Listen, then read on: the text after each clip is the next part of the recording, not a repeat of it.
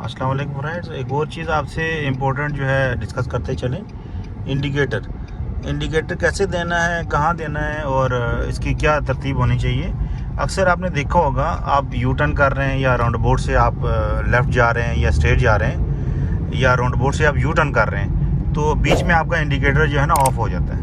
वो उसको कैसे हैंडल करना है, यहाँ से राइट जाइए। उसको हैंडल कैसे करना है आपने कि जब आपने इंडिकेटर दे दिया और आप टिल्ट कर रहे हैं, स्टीयरिंग को लेफ़्ट तरफ घुमा रहे हैं, तो अब घुमाते ही रहिए, आप स्टीयरिंग को वापस नहीं लेके आइए। अब जैसे ही थोड़ा सा भी स्टीयरिंग वापस लेके आएंगे तो चूंकि इंडिकेटर जी का जो लीवर होता है वो स्टीयरिंग से जो है ना कनेक्टेड होता है, तो आप वापस करेंगे स्टीयरिंग तो इंडिकेटर बंद हो जाएगा।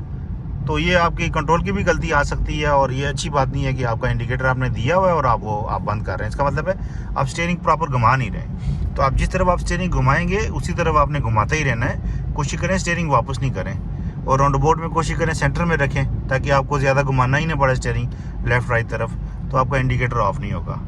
तो इस चीज़ का भी ध्यान करें और जो है तो फिर आपका इंडिकेटर ऑफ नहीं होगा।